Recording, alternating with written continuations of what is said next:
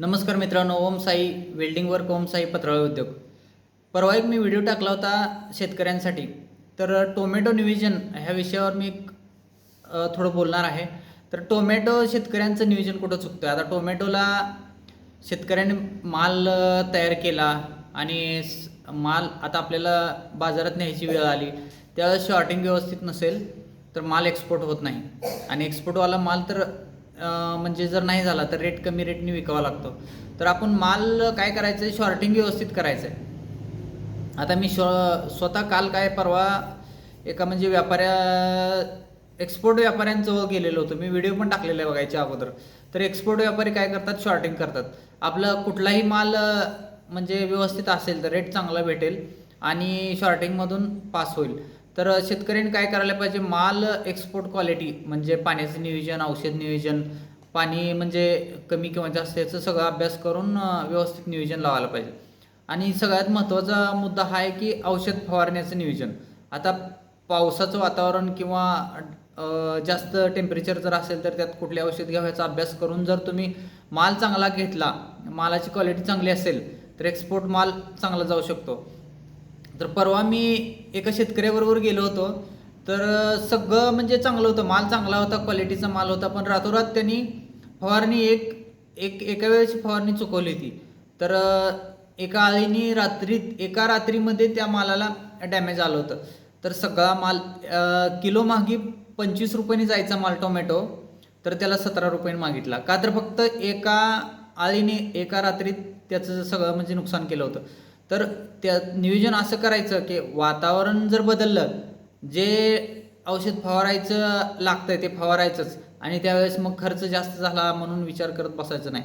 कारण आपल्याला जर एक्सपोर्ट माल काढायचा असेल तर त्यावेळेस आपण त्या नियोजनमध्ये आपलं जे आहे ते औषध घ्यायलाच पाहिजे. आणि शॉर्टिंगचं पण खूप महत्त्वाचं आहे.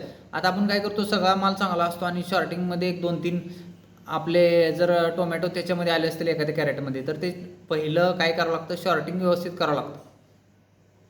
कारण एक्सपोर्ट मालामध्ये त्यांनी काय करतात, फायनलमध्ये एक कॅरेट जर आपलं घेतलं तर त्याच्यामध्ये काय करावं लागतं त्यांना, ती शॉर्टिंगमध्ये जेवढा माल त्यातून खराब निघतो. आता एका कॅरेटामध्ये त्यांनी चूज करतात, बाबा तुमचं एक 20 किलोचं कॅरेट आहे, त्याच्यात जर 2 किलो माल खराब निघाला तर प्रत्येक कॅरेटामागं 2 किलोचं रेट त्यांनी शॉर्टिंगचं वेगळा लावतात. तर असं न करता प्रत्येक कॅरेट हे शॉर्टिंगमध्ये माल काढून, एक्सपोर्ट माल हा क्वालिटी माल वेगळा काढून आणि जो राहिलेला माल आहे तो आपल्या लोकलला विकू शकतो आपण. आणि दुसरा मुद्दा हा आहे की जर तुम्ही शॉर्टिंगमध्ये माल जर तुमचा बाहेर जास्त निघत असेल, एक्सपोर्ट माल जर कमी निघत असेल, तर क्षेत्र कमी ठेवा. की बाबा जेवढ्याचं तुम्हाला नियोजन करता येईल तेवढंच क्षेत्र ठेवा. आणि तुमचं कसं असतं, क्षेत्र जास्त असतं आणि त्याला नियोजन म्हणजे आता पाणी कमी पडतं किंवा फवारायला औषध जास्त लागतं किंवा तुमचं म्हणजे नियोजनमध्ये त्या टायमिंगमध्ये तुम्हाला ते पाणी पण कंट्रोलमध्ये देता येत नसेल किंवा औषध त्यापर्यंत जास्त म्हणजे कंट्रोल होत नसेल, तर तुम्ही काय करायला पाहिजे, क्षेत्र कमी निवडायला पाहिजे आणि कमी क्षेत्रात चांगला माल काढला पाहिजे. नाहीतर आपण काय करतो, 25 रुपयाला विकला जाणारा माल बाजूला म्हणजे एक्सपोर्ट माल तर आपण काढतच नाही आणि आपण मग लोकलला विकतो 15 रुपयांनी, 10 रुपयांनी. मग असं न करता माल जर तुमचा 25 रुपये किलोप्रमाणे गेला आणि थोडाच निघाला तरी पण तुम्हाला परवडतं आहे. पण तुम्ही लोकलच्या नादी लागून जर 10 आणि 15 माल विकला तर तुम्हाला फ्युचरचं म्हणजे जे प्रॉफिट आहे ते तर जास्त मिळणार नाही. आणि आपण लोकलच्या मार्केटच्या नादी लागलो तर माल खराब काढायची सवय लागते. तर असं न करता माल चांगल्या क्वालिटीचा काढणं हे टार्गेट ठेवा.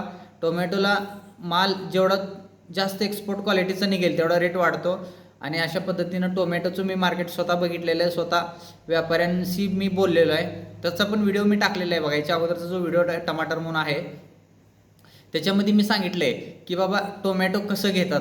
पहिलं कॅरेटमध्ये घेताना चेक करतात ते की बाबा ह्याच्यामध्ये किती एक्सपोर्ट माल आहे. तर असं तुम्ही एक्सपोर्ट माल जेवढा जास्त काढता येईल तेवढा काढा, 100% फायदा होईल. धन्यवाद.